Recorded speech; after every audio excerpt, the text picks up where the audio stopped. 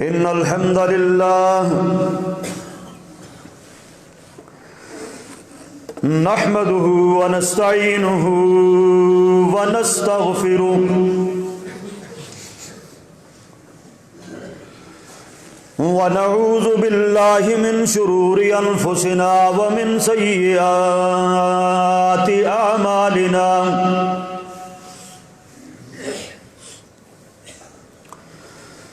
من يهده الله فلا مضل له ومن يضلله فلا هادي له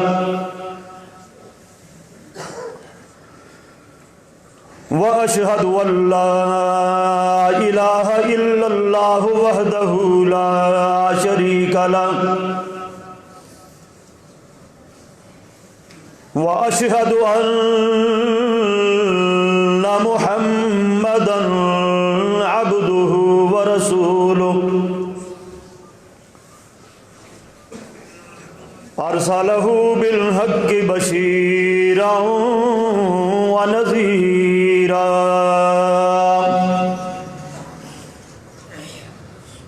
وداعيا إلى الله بإذنه وسراجا منيرا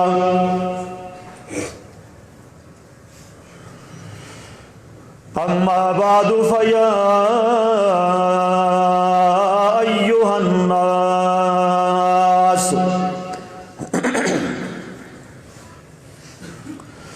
فإن أحسن الكلام كلام الله وخير الهدي هدي محمد صلى الله عليه وسلم وشر الأمور محدثاتها وكل محدثة بدعة وكل بدعة ضلالة وكل ضلالة في النار.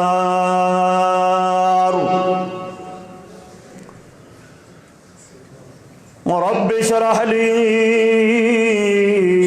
صدري ويسر لي أمري واحلل عقدة من لساني يفقهوا قولي.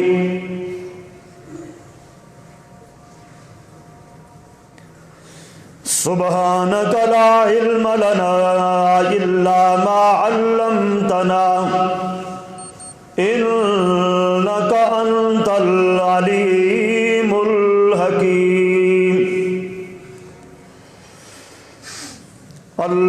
اللهم صل على محمد وعلى آل محمد كما صليت على إبراهيم وعلى آل إبراهيم إنك حميد مجيد.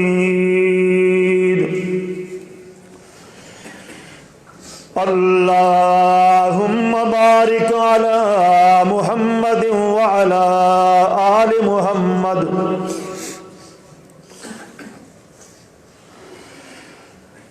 كما باركت على إبراهيم وعلى آل إبراهيم إنك حميد مجيد.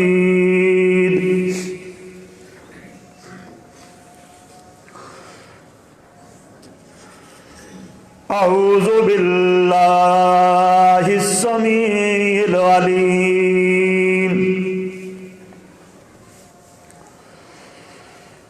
من الشيطان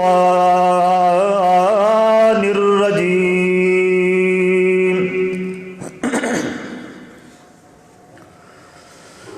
بسم الله الرحمن الرحيم.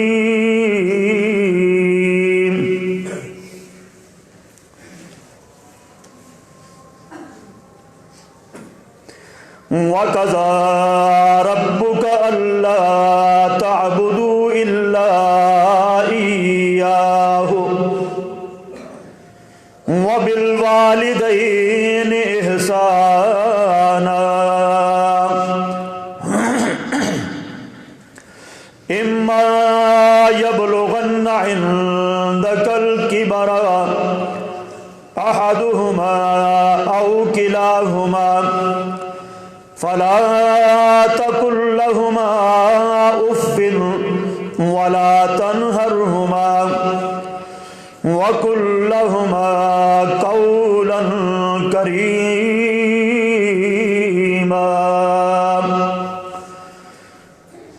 وَاخْفِضْ لَهُمَا جَنَاحَ الذُّلِّ مِنَ الرَّحْمَةِ وَقُل رَّبِّ ارْحَمْهُمَا كَمَا رَبَّيَانِي صَغِيرًا۔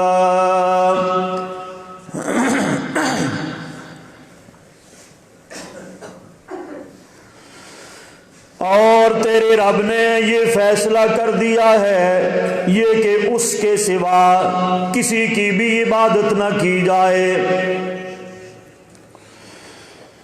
وَبِالْوَالِدَيْنِ إِحْسَانًا، اور اپنے والدین کے ساتھ حسن سلوک کیا جائے۔ اِمَّا يَبْلُغَنَّ عِندَكَ الْكِبَرَ أَحَدُهُمَا أَوْ كِلَاهُمَا، ان دونوں میں سے کوئی ایک یا وہ دونوں تیرے پاس بڑھاپے کی عمر میں پہنچ جائیں۔ فَلَا تَقُل لَّهُمَا أُفٍّ وَلَا تَنْهَرْهُمَا، ان کو اف تک بھی نہیں کہنا اور ان کو جھڑکنا بھی نہیں ہے۔ وَقُل لَّهُمَا قَوْلًا كَرِيمًا، اور جب بھی ان سے بات کرنی ہے بہت ہی ادب و احترام سے کرنی ہے۔ وَاخْفِضْ لَهُمَا جَنَاحَ الذُّلِّ مِنَ الرَّحْمَةِ، اور اپنے طاقت والے بازوؤں کو ان والدین کے سامنے بچھا دو۔ وَقُل رَّبِّ ارْحَمْهُمَا كَمَا رَبَّيَانِي صَغِيرًا، اور ان دونوں کے لیے دعا کیا کرو اے ہمارے پروردگار کہ جس طرح میرے ان والدین نے مجھ پر بچپن میں شفقت فرمائی، اللہ تو ان پر رحم فرما۔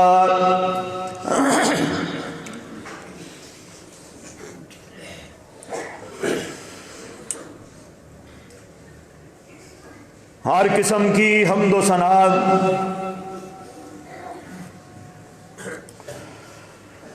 کبریائی، بڑائی، تعریفات، تمہیدات، تمجیدات اور تقدیسات اللہ سبحانہ و تعالی کی ذات پاک کے واسطے ہے۔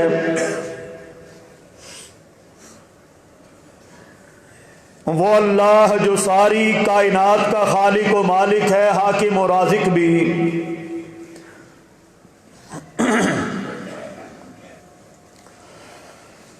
درود و سلام امام الانبیاء، حبیب خدا جناب محمد الرسول اللہ صلی اللہ علیہ وآلہ وسلم کی ذات گرامی پر کہ جن کی اطاعت اور فرما برداری نجات اور کامیابی کا ذریعہ ہے،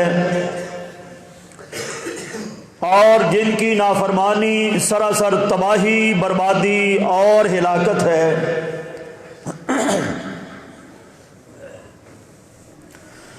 حضرات گرامی، جو آیات مبارکہ میں نے آپ حضرات کے سامنے تلاوت کی ہے، سورہ بنی اسرائیل 15واں سپارہ ہے۔ سورت کی آیت نمبر 23 اور 24 ہیں۔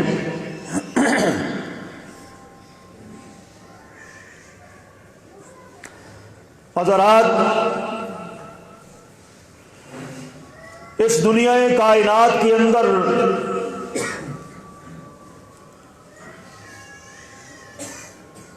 جہاں اللہ رب العالمین نے ان گنت اور لاتعداد بے حد و بے حساب نعمتوں کی برکھا برسائی ہے انسانوں پر، وہاں ان تمام نعمتوں کے اندر انسان کے لیے سب سے عالی شان، عالی مقام نعمت والدین ہے۔ والدین کو مجازی رب بھی کہا گیا ہے، حقیقی رب اللہ ہے اور مجازی رب والدین کو بھی کہا گیا ہے۔ اس سے بھی والدین کی عظمت اور شان اور مقام ثابت ہوتا ہے کہ اس کائنات کے رنگ و بو کے اندر،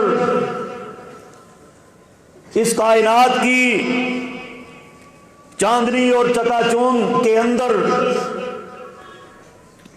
اس کائنات کی خلد بری کے اندر انسان کے لیے سب سے بڑی نعمت والدین کی نعمت ہے۔ نبی کریم صلی اللہ علیہ وآلہ وسلم نے ایک دفعہ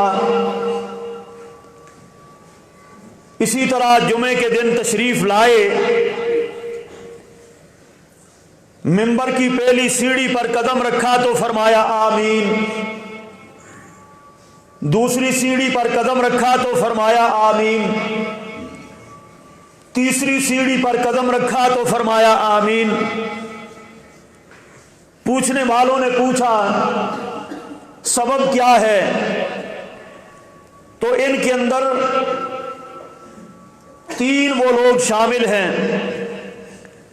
کہ جن کے بارے میں جبریل امین نے بد دعا کی اور محمد الرسول اللہ صلی اللہ علیہ وسلم نے آمین فرمائی۔ ان میں ایک یہ ہے کہ جس نے اپنے والدین کو پایا اور ان کی خدمت کر کے جنت کو حاصل نہ کر سکا، اے اللہ وہ بندہ برباد ہو جائے، وہ بندہ برباد ہو جائے۔ جبریل کہہ رہا ہے اور نبی کریم اس پر آمین کہہ رہے ہیں کہ جس کے گھر کے اندر دونوں والدین بڑھاپے کی عمر میں آئے یا دونوں میں سے ایک آیا تو اس نے اپنے والدین کی خدمت کر کے جنت کو حاصل نہ کر لیا۔ معلوم ہوتا ہے کہ والدین انسان کے لیے جنت بھی ہے اور دوزخ بھی ہے۔ بندہ چاہے تو ان ہستیوں کی خدمت کر کے حسن سلوک سے پیش آ کر اپنا مال اپنی طاقت ان کے سامنے نچھاور کر کے بندہ چاہے تو جنت بھی حاصل کر سکتا ہے اور ان کی نافرمانی کر کے جہنم کا بالن بھی بن سکتا ہے۔ اور میرے بھائیوں، قرآن مجید کو آپ پڑھیں، بار بار ان دونوں ہستیوں کا اکٹھے میں اللہ نے ذکر فرمایا، وَبِالْوَالِدَيْنِ إِحْسَانًا وَبِالْوَالِدَيْنِ إِحْسَانًا، بار بار یہی دونوں الفاظ اکٹھے فرمائے کہ اپنے والدین کے ساتھ حسن سلوک کرو، اپنے والدین کی خدمت کر کے جنت حاصل کرو، اپنے والدین کے سامنے اپنے قوت والے بازوؤں کو پھیلا دو، اپنے والدین کے لیے ہاتھ اٹھا کر دعا کیا کرو۔ وَبِالْوَالِدَيْنِ إِحْسَانًا، تمہارے رب نے آسمانوں پر فیصلہ کیا ہے کہ عبادت صرف رب العالمین کی ہوگی اور اللہ کی عبادت کے بعد دوسرا جو فیصلہ ہے وہ بالوالدین احسانا، اپنے والدین کے ساتھ حسن سلوک تمہیں کرنا ہے۔ والدین چاہے مسلمان ہیں چاہے وہ کفر کے اندر ہیں، حسن سلوک کرنا فرض ہے، لازم ہے۔ ان کا دھیان رکھنا، ان کے ساتھ اخلاق سے پیش آنا، ان کی خدمت داری کرنا اور شریعت کے دائرے میں رہ کر ان کی اطاعت کرنا، تابعداری کرنا، یہ فرض ہے، فرض۔ اللہ کی عبادت کے بعد اس کو اللہ نے فرض کیا۔ اور میرے بھائیوں، میں جو بات آپ کے سامنے عرض کرنے لگا ہوں، آپ نے بہت آج تک لوگوں سے سنا ہے، علماء بھی بیان کرتے ہیں ماں کی بڑی شان ہے جی، بالکل ہے، اس سے کوئی انکار نہیں ہے۔ ماں کا ایک رتبہ ہے، ماں کا ایک مقام ہے، وہ آپ کے لطف و کرم کی باپ سے 3 حصے بڑھ کر خدمت کی حقدار ہے، مالی لحاظ سے، مالی لحاظ سے۔ اور میں بڑے افسوس سے کہوں گا کہ باپ کو اگنور کیا گیا ہے اس معاشرے کے اندر، باپ کو سائیڈ لائن لگا دیا گیا ہے۔ کیا باپ کا کوئی مرتبہ نہیں؟ کیا باپ کا کوئی مقام نہیں؟ آپ نے بھی دیکھا ہوگا گاڑیوں کے پیچھے لکھا ہوتا ہے، جگہ جگہ لکھا ہوتا ہے ماں کی دعا جنت کی ہوا، اس میں کوئی شک نہیں۔ لیکن کیا باپ کی دعا کوئی جہنم کی ہوا ہے؟ باپ کا کیوں نہیں لکھا گیا؟ باپ کو یہ مقام کیوں نہیں دیا گیا؟ باپ کو اس طرح ادب و احترام کیوں نہیں دیا گیا؟ وجہ کیا ہے؟ باپ کو کھڈے لین کیوں لگایا گیا ہے؟ اس طرف توجہ ہونی چاہیے، غور کرنا چاہیے ہمیں۔ کیا شریعت نے باپ کا، والد کا ادب و احترام اس کو بھی کچھ دیا ہے کہ نہیں؟ میں مختصراً اس وقت کے اندر آپ کے سامنے یہی بات عرض کرنے چلا ہوں کہ والد محترم جو عظیم ہستی ہے، اس کا مقام کیا ہے؟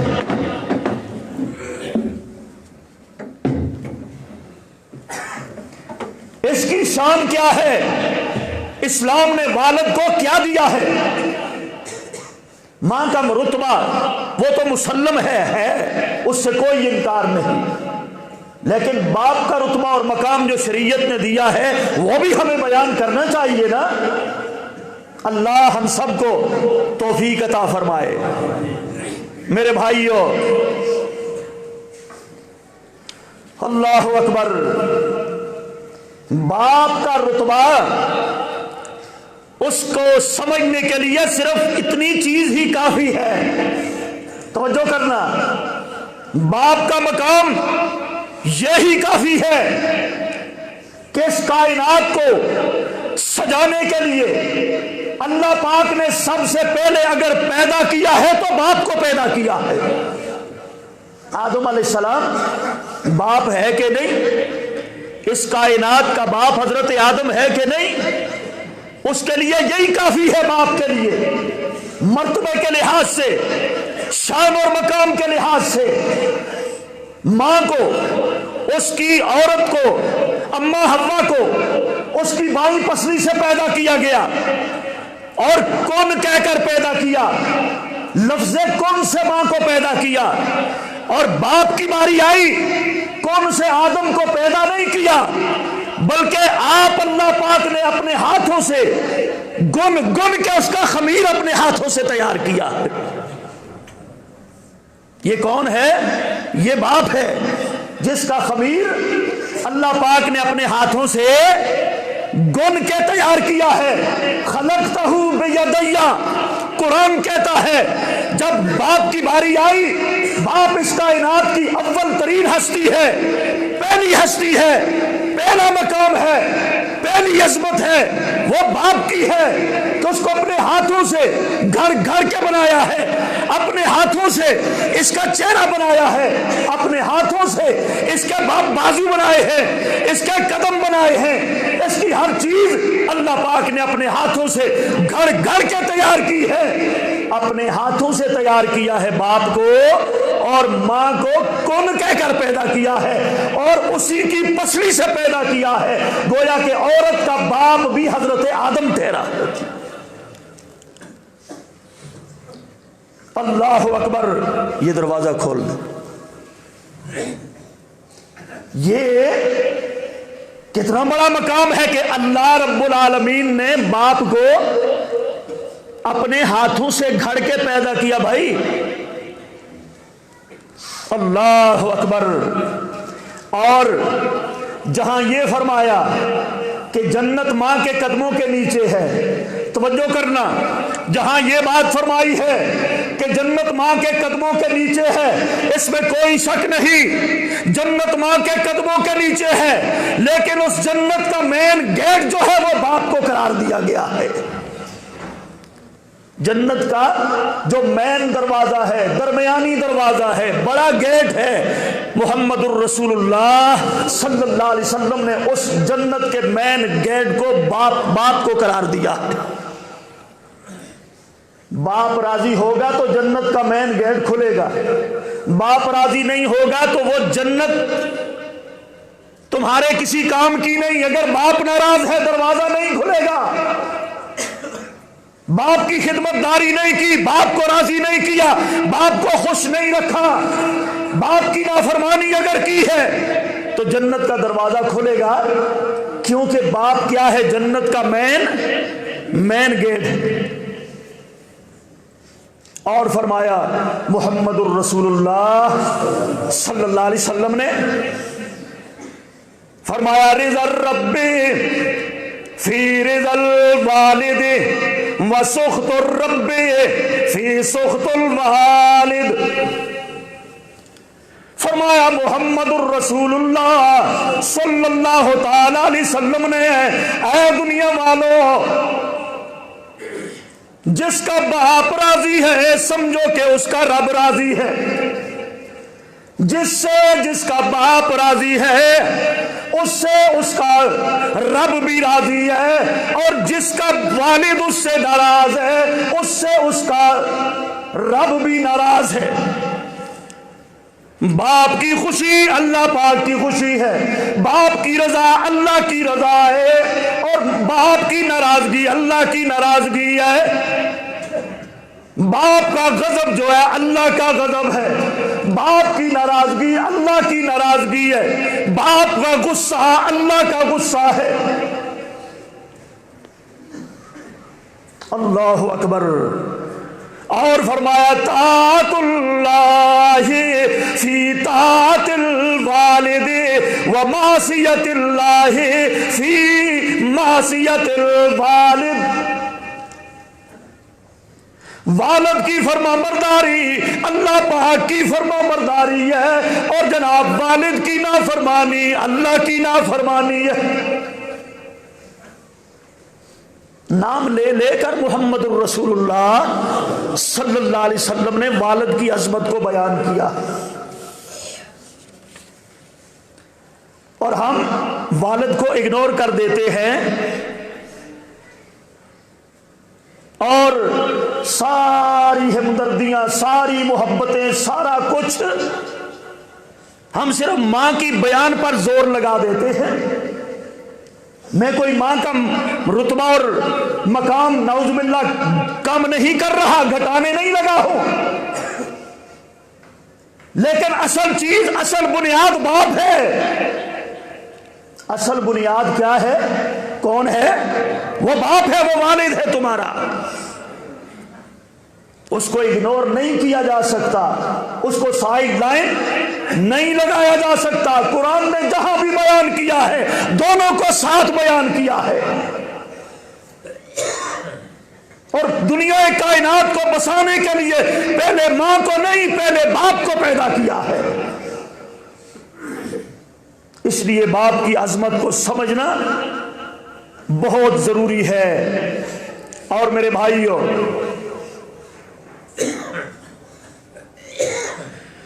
فرمایا محمد الرسول اللہ صلی اللہ علیہ وسلم نے، تو باہر سے آتا ہے اور سامنے تیرا باپ بیٹھا ہے یا کھڑا ہے تو آپ مسکرا کر اپنے باپ کے چہرے پہ نظر ڈالتے ہو، اللہ تمہیں حج کا ثواب عطا فرماتے ہو۔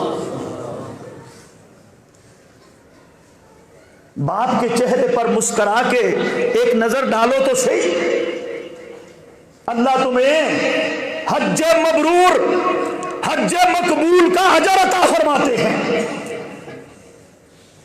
ماں کو دیکھو تو پھر بھی اسی طرح حج کا ثواب ملتا ہے۔ اللہ اکبر۔ تو میرے بھائیوں، آؤ میں بات کو ایک اور انداز سے بیان کروں۔ والد کی واہ کا مطلب ہے، مفسرین کرام نے یہ بات لکھی ہے، بڑے نکتہ آفرین الفاظ میں لکھی ہے۔ والد عربی کا لفظ ہے، والد کی واو کا مطلب ہے وفا کرنے والا۔ والد کی واہ کا مطلب ہے تم سے وفا کرنے والا، اور جناب والد کی الف کا مطلب ہے ایثار کرنے والا، ایثار قربانی دینے والا، اور جناب اس کی لام کا مطلب ہے لطف و کرم کرنے والا، محبتیں دینے والا۔ والد کی دال کا مطلب ہے تمہاری دستگیری کرنے والا، دنائی والا، اور دوسرا لفظ باپ ہے اردو کا۔ باپ کی پہلی با لفظ با ہے، با کا مطلب ہے بزرگی والی ہستی، با کا مطلب ہے برکت والی ہستی، اور اس کے الف کا مطلب ہے تمہاری اصل، اساس اور بنیاد، اور اس کی پے کا مطلب ہے پیار کرنے والا۔ پے کا مطلب ہے پیار کرنے والا۔ جب تمہارے سامنے اتنی حسین و جمیل اور اتنی عالی شان صفات کا حامل ایک بندہ سامنے آتا ہے تو اس کو باپ کہتے ہیں، اسے والد کہا جاتا ہے۔ جو وفائیں کرنے والا بھی ہے، الفت کر دینے والا بھی ہے، دستگیریاں کرنے والا بھی ہے، بزرگی والا بھی ہے، برکتوں والا بھی ہے، قربانیاں دینے والا بھی ہے، اولاد کے لیے سب کچھ قربان کرنے والا بھی باپ ہی کرتا ہے نا۔ ایک ماں نے تو بچے کو صرف 9 مہینے اپنے پیٹ کے اندر رکھا ہے، ٹھیک ہے یہ بھی بڑا تکلیف دہ عمل ہے، لیکن جو والد ہے اس کے پیدا ہونے کے بعد ساری زندگی اس کے لیے پاپڑ بیلتا ہے کہ نہیں؟ ماں نے تو 9 مہینے پیٹ میں تکلیفوں سے اٹھایا، پھر پیدائش کی تکلیفوں کو برداشت کیا، لیکن وہ باپ ہے، باپ جو تیرے پیدا ہونے سے لے کر تیری جوانی تک، تیری شادی ہونے تک، تیرے پاؤں کے قدموں پہ کھڑا ہونے تک، وہ باپ ہی ہے جو تیری قدم قدم پہ دستگیری کرتا ہے کہ نہیں؟ یہ باپ ہی ہے۔ اللہ اکبر۔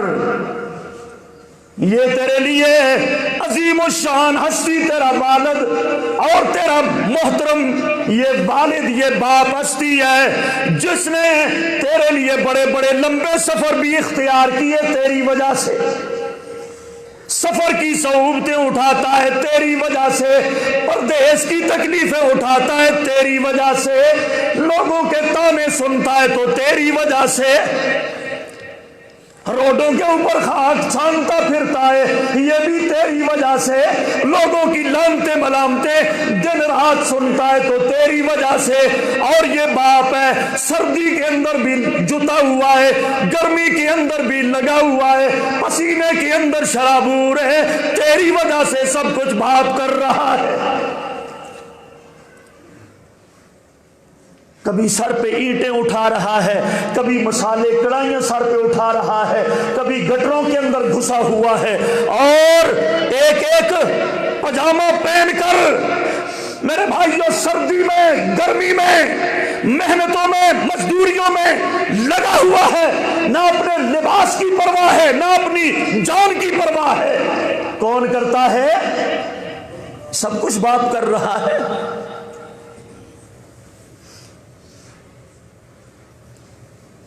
اگر ماں نے بھی آپ کو کچھ کھلایا ہے، پلایا ہے، تو وہ کس کا کمایا ہوا ہے؟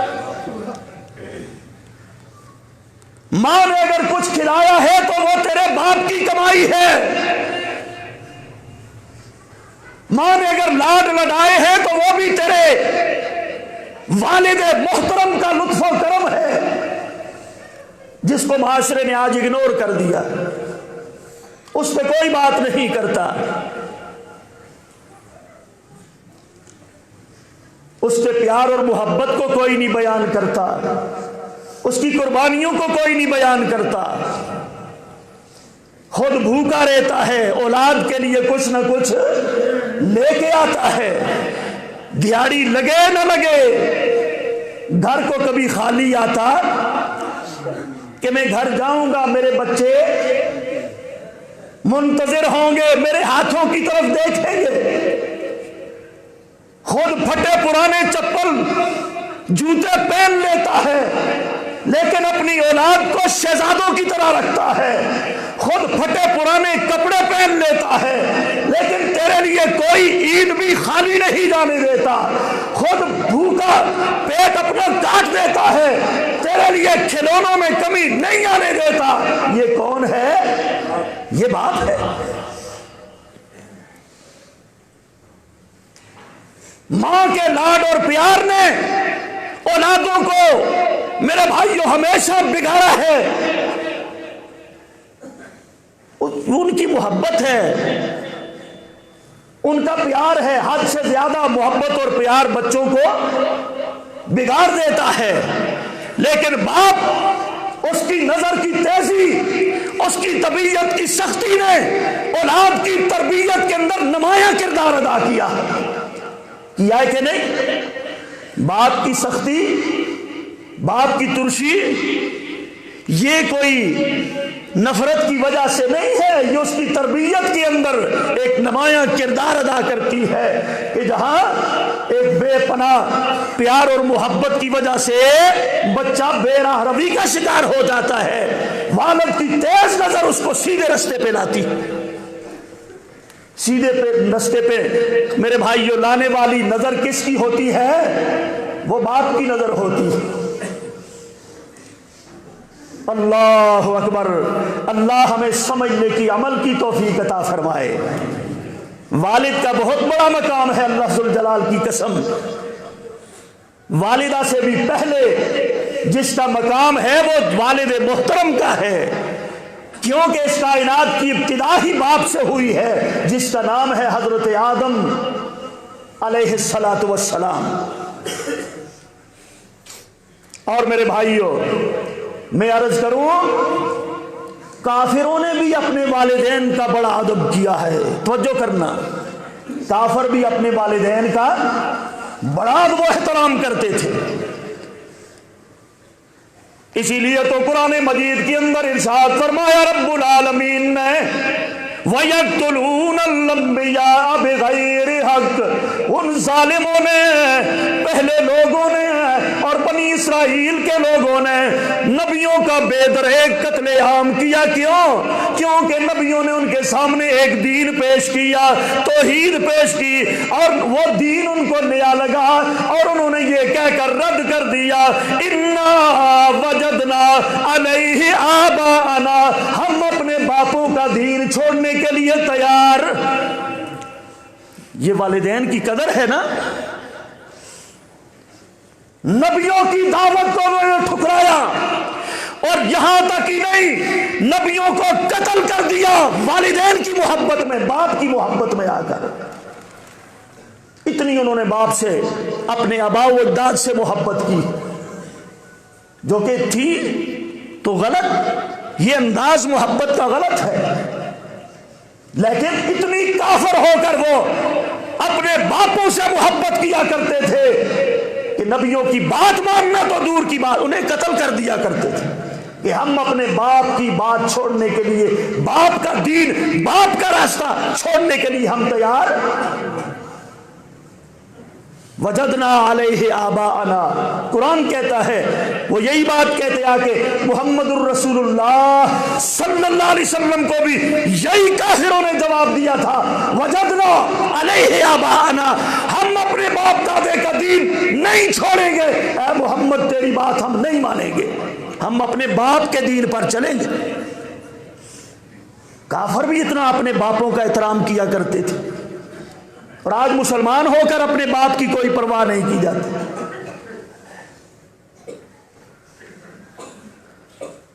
میدان بدر میں لڑائیاں لڑی اور کافر قتل ہو گئے، خندق میں لڑی، خیبر میں لڑی، جہاں جہاں پر بھی مسلمانوں سے لڑائیاں کافروں نے لڑی ہیں، اس کے پیچھے ایک ہی ریزن ہے، ایک ہی عقیدہ ان کا تھا کہ ہم اپنے باپوں کا دین چھوڑنے کے لیے تیار۔ کافروں نے بھی اپنے باپوں کی اتنی ادب و احترام کیا ہے، اتنا زیادہ، اور ہم مسلمان ہو کر اپنے والد، اپنے باپ کی بات ماننے کے لیے تیار نہیں، فرما برداری کے لیے تیار نہیں، خدمت داری کے لیے تیار نہیں، ہم تو ان سے بھی آگے نکل گئے۔ اللہ ہم سب کو سمجھ عطا فرمائے۔ فرما برداری کرو گے تو جنت کو کھلا پاؤ گے، نافرمانی کرو گے تو میرے بھائی یہ جنت کا دروازہ بند تمہیں ملے گا۔ پھر یہ والد کا مقام ہے۔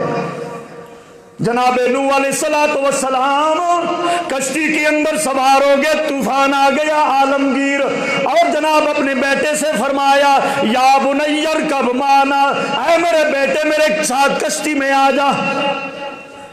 باپ ہے نا، باپ کی محبت ہے، اے میرے بیٹے آ جا، لیکن بیٹے نے باپ کی نافرمانی کی، بیٹے نے باپ کی جب نافرمانی کی ہے تو جناب سامنے طوفان ابھر کے آ گیا، ایک موج آ گئی پانی کی، نافرمانی کرنے والے کو غرق کر کے رکھ دیا۔ کس کی نافرمانی کی؟ باپ کی نافرمانی کی ہے، لہروں نے بہا دیا۔ دوسری طرف ایک اور باپ ہے، وہ کہتا ہے اے میرے بیٹے میں نے انی ارا فی المنام انی اذبحک فانظر ماذا تری، اے میرے بیٹے میں نے خواب میں دیکھا ہے میں تجھے اللہ کے نام پہ ذبح کر رہا ہوں۔ یہ بھی باپ ہے اور بیٹا ہے۔ باپ کہتا ہے میرے بیٹے میں نے اللہ کی نام پہ تجھے ذبح کرتے ہوئے مجھے خواب آیا ہے۔ نبیوں کا خواب وہی ہوا کرتا ہے۔ بیٹے کا جواب سنو، یا ابت افعل ما تؤمر ستجدنی انشاء اللہ من الصابرین، اے میرے ابا جان میں فرما بردار ہوں، میری گردن آپ کے سامنے حاضر ہے، جو اللہ پاک نے آپ کو حکم دیا ہے کر گزرو۔ فرما برداری کا اظہار کیا نا بیٹے نے، کس کے سامنے؟ اپنے باپ کے سامنے۔ جب فرما برداری کا اظہار کیا، ابراہیم علیہ السلام نے چھری رکھ دی گردن پر۔ اللہ اکبر، آسمان سے آواز آئی، اے میرے ابراہیم ہم نے تیرا بہت بڑا امتحان لیا، قد صدقت الرؤیا انا کذالک نجزی المحسنین، اے ابراہیم تو نے اپنا خواب سچا کر دکھایا، ہم نے تیرے بیٹے کی جگہ پر جنت سے مینڈا بھیج دیا۔ یہ بیٹے کی فرما برداری کا نتیجہ ہے، یہ بیٹے کی فرما برداری کا نتیجہ ہے، اطاعت کا نتیجہ ہے۔ اس فرما بردار بیٹے کی اور اس باپ کی ان اداؤں کو اللہ پاک نے حج کا حصہ بنا دیا، قیامت تک اس کو باقی رکھ دیا۔ یہ بیٹے کی فرما برداری کا نتیجہ ہے۔ اللہ اکبر، اللہ ایسے ہی ہماری اولادوں کو بھی فرما بردار بنا دے۔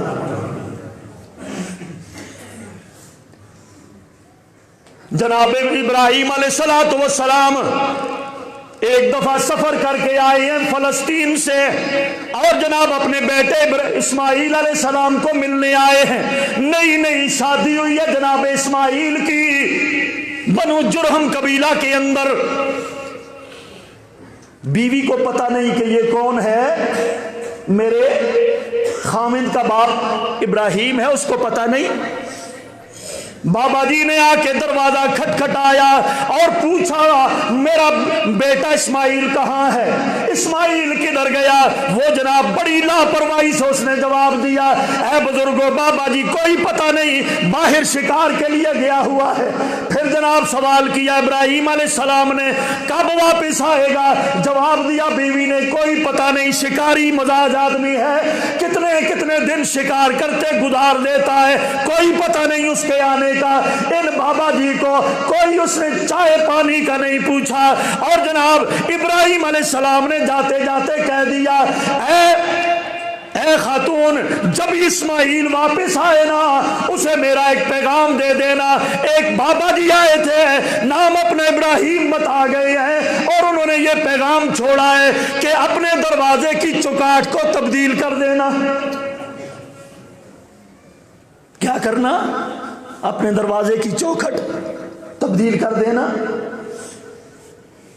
فرما بردار نیک شیار اولادیں اپنے باپوں کا اشارہ سمجھ جاتے ہیں، اشارہ سمجھ جاتے ہیں.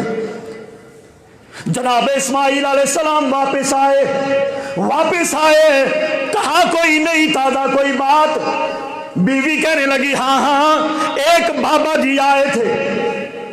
اچھا، اپنا نام ابراہیم بتایا ہے، بات کیا پیغام یہ دے گئے ہیں اپنے دروازے کی چوکھٹ تبدیل کر دینا.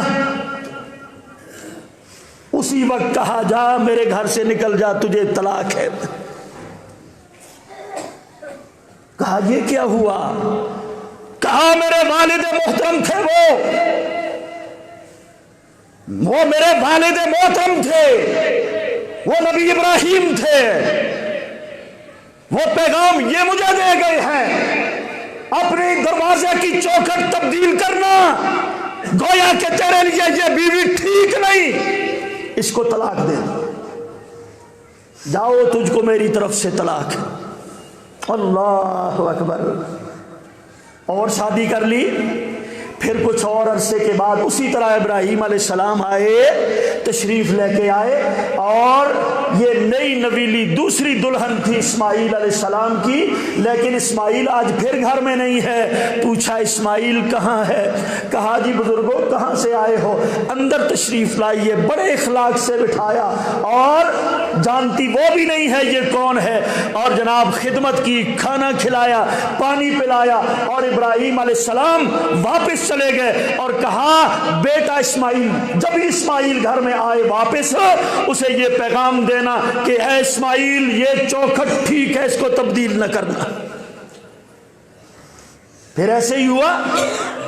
اسماعیل علیہ السلام جب تشریف لائے واپس کچھ دنوں بعد تو کہا اس طرح وہ بزرگ آئے تھے اور انہوں نے یہ کہا ہے کہ یہ چوکھٹ دروازے کی ٹھیک ہے، اس کو آپ برقرار رکھنا، تبدیل نہ کرنا.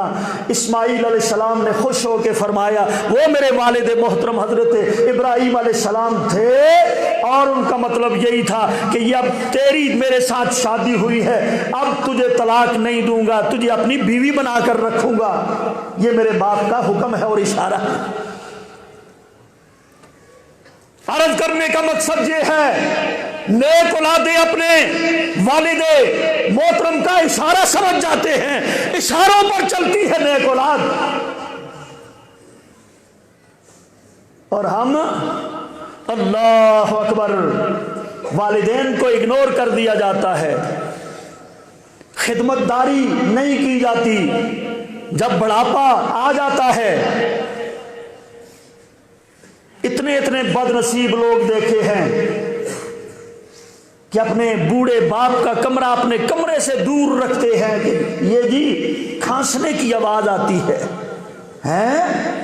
اتنی بدتمیزیاں ہوتی ہیں والد کے ساتھ، باپ کے ساتھ، کہ جس نے تیرے لیے کیا کچھ نہیں کیا، آج تو فروٹ لاتا ہے، کوئی اچھی چیز لے کے آتا ہے، وہ اپنے ماں سے اپنے باپ سے چھپا کے بیوی کے قدموں میں لا کے رکھتا ہے، باپ کو اگنور کیا جاتا ہے۔ تیری ڈگریوں کے پیچھے تیرے والد کا ہاتھ ہے، تیری کامیابیوں کے پیچھے تیرے والد کی قربانیاں ہیں، تیرے عہدوں کے پیچھے تیرے والد کی قربانیاں ہیں، تیرے منصب کے پیچھے تیرے والد کی قربانیاں ہیں، تیری شان اور مقام کے پیچھے تیرے والد کی قربانیاں ہیں۔ اللہ ذوالجلال کی قسم، جب تو روتا تھا، جب تو بیمار ہوتا تھا، والد کو ساری رات نیند نہیں آتی تھی جب تک وہ اٹھا کہ تجھے ڈاکٹر کے پاس نہ لے کے جاتا۔ کون کرتا یہ سب کچھ؟ باپ کرتا تھا۔ آج جسے تو اگنور کر رہا ہے، اللہ ہم سب کو سمجھ عطا فرمائے۔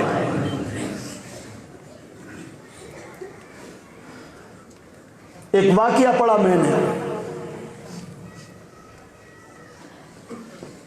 ایک باپ نے 3 بیٹے اس کے موجود ہیں، اور جناب اپنے ساری کی ساری جتنی بھی جائیداد اس کا غلہ ہے 2 ڈھیر لگا دیے، 2 ڈھیر لگا کر تینوں بیٹوں کو بلایا اور جناب ساتھ میں خود بیٹھ گیا اور کہنے لگا ہے میرے بیٹو، یہ 2 ڈھیر غلے کے ہیں، ایک میں ہوں، تیسرا میں ہوں۔ اب تم میں سے جو تینوں کو اختیار ہے، جو کوئی جو کچھ لینا چاہتا ہے وہ لے جائے۔ دونوں بیٹوں نے بھاگ کر، ایک نے ایک غلے پہ ہاتھ رکھ لیا، دوسرے نے دوسرے غلے کے ڈھیر پہ ہاتھ رکھ لیا۔ ایک چھوٹا بیٹا باقی ہے، اس نے باہر جا کے باپ کے سر پہ کندھے پہ ہاتھ رکھ لیا اور اپنے باپ کو ساتھ لے کر، ہے بھی وہ ناتوان ہے بھی وہ ان دونوں سے غریب ہے، اپنے باپ کو لے کے اپنے جھونپڑی میں چلا گیا۔ دوسروں نے غلہ لیا، مال لیا، اور اس نے اپنے باپ کو لے لیا۔ بات مختصر، خدمت داری کر رہا ہے، باپ کے سامنے ہے، ہر چیز جو بھی میسر باپ کا دل کرتا ہے اس کے سامنے پیش کرتا ہے، سارا دن مزدوری بھی کرتا ہے، لیکن اپنے باپ کی کسی بھی قسم کی خواہش کو میرے بھائیوں پورا کرنے کی کوشش کرتا ہے۔ ایک دن باپ کہنے لگا مجھے آج میرے بیٹے مچھلی کھانے کا دل کرتا ہے۔ 1 درہم سارے دن کی مزدوری اس کو ملی ہے، 1 درہم اس کی جیب میں باقی ہے، جا کر اس سے مچھلی خرید کے لے آیا، مچھلی لا کر اس کا چاک کرتا ہے۔ جب چاک کیا اس کے پیٹ کے اندر سے ایک نایاب ہیرا اور موتی نکلتا ہے، لیکن اس کو کوئی پتہ نہیں یہ کیا چیز ہے۔ باپ کے سامنے مچھلی بھون کے رکھ دی ہے، اور دوسرے دن پھر یہ دیہڑداری کے لیے بازار میں جاتا ہے۔ اس کی جیب کے اندر کسی کی نظر پڑ گئی، ایک چمکتی ہوئی چیز نظر آئی ہے، وہ کوئی سنیارا ہے، سنیارے نے بلا لیا، یارو یہ تیری جیب کے اندر کیا چیز چمک رہی ہے؟ اس نے نکال کر دکھایا، یہ کوئی پتھر ہے یا موتی ہے۔ دوسرا سنیارا بھی آ گیا، تیسرا بھی آ گیا، چوتھا بھی آ گیا، بازار کے سارے سنیارے جمع ہو جاتے ہیں، اس کی جناب بولی لگتی ہے، بولی لگتے لگتے، اور جناب کتابوں میں لکھا ہے 1 2 نہیں 70,000 اشرفیاں بولی لگی۔ کتنی؟ 70,000 اشرفی، اور یہ اشرفیوں کا تھیلا بورا بھر کر گھر میں واپس آتا ہے۔ ابا جان یہ کیا ہوا؟ یہ معاملہ کیا ہوا؟ یہ ماجرا کیا ہوا؟ میں اتنا یکدم امیر ہو گیا۔ کہا میرے بیٹے وہ دن یاد کرو جب میں نے غلوں کے ڈھیر لگائے تھے، انہوں نے غلے پہ ہاتھ رکھے تھے، تو نے میرے کندھے پہ ہاتھ رکھا تھا، میری خدمت داری تو نے کی ہے، میری تابعداری تو نے کی ہے، اور میری فرما برداری اور میرے ساتھ اس نے سلوک کا، اللہ نے یہ مال اور دولت کے انبار سے تجھے نواز دیا ہے، یہ میری خدمت داری کا نتیجہ اور صلہ۔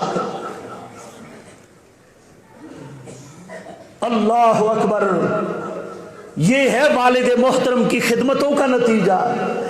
یہ باپ کی ہستی ہے، باپ کی نیکی جاری رکھا کرو۔ آخری بات کہتا ہوں، اسی طرح ایک باپ ہے، سورہ قلم کے اندر اس کا بیان موجود ہے، اللہ پاک نے وہاں بیان کیا ہے اس باپ کی عادت کے اپنے جتنا بھی غلہ اسے حاصل ہوتا ہے ہر سال 3 حصے کرتا ہے، ایک حصہ غریبوں میں تقسیم کرتا ہے، دوسرا حصہ اپنے بال بچوں کے لیے تیار رکھتا ہے، تیسرا حصہ اس کے بیج اور بہائی کے لیے تیار رکھتا ہے۔